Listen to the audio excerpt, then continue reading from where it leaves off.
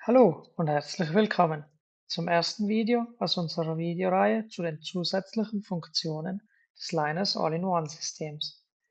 In diesem Video werden wir uns gemeinsam die Variablen in der Linus-Konsole anschauen. Wir befinden uns gerade auf der Startseite der Linus-Konsole. Durch einen Klick auf das entsprechende Projekt können wir dieses öffnen. Von der Startseite des Projekts aus navigieren wir hier über die Menüleiste auf der linken Seite zum Bereich Variablen. Nun öffnet sich die Variablenansicht. Dort finden wir eine Auflistung aller im Projekt existierenden Variablen. Variablen sind Daten, welche die Steuerung des Linus All-in-One-Systems an die Cloud übermittelt oder von dieser empfängt.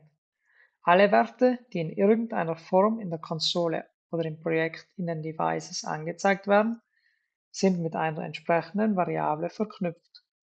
Um diese Variable auch richtig zuweisen zu können, finden Sie in dieser Variablenansicht sozusagen ein Nachschlagewerk.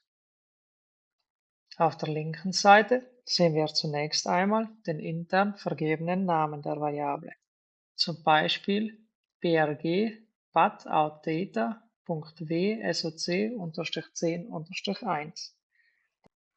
Da dieser Name aber meist sehr unübersichtlich und unverständlich ist, wurde jeder Variable eine Beschreibung als Klartext zugewiesen, der noch einmal Aufschluss über den Inhalt bzw. die Bedeutung der Variable liefert. Bewegt man seinen Mauszeiger über das Ausgabefeld, öffnet sich zudem eine kleine Unteransicht, wo der gesamte Inhalt des Felds angezeigt wird. So können Sie den gesamten Beschreibungstext einsehen, wenn dieser zu lange für das Anzeigefenster ist. Bezüglich der Variablenbezeichnung hier noch ein Tipp. Oft enden Variablen mit einer doppelten Nummerierung. Die Variable butoutData zum Beispiel mit 10 und 1. Über den Klartext kann man gut herausfinden, was damit gemeint ist. Die erste Zahl steht dabei für die Inverternummer, in diesem Fall also der 10. Inverter einer Kaskade. Und die zweite Nummer, also 1, steht in diesem Fall für den Batterieanschluss. Ganz auf der rechten Seite sehen Sie unter Werte auch immer die aktuellen Inhalte der Variablen. Da mein Beispielprojekt mit keiner Steuerung verbunden ist, sind diese meist mit 0 gefüllt. In einem realen Projekt, das mit einer Steuerung verbunden ist, sollten hier aber entsprechend Werte angezeigt werden.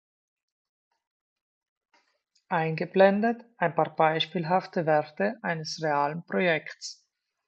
Über das Suchfeld an der oberen Seite des Bildschirms kann man auch nach bestimmten Variablen suchen.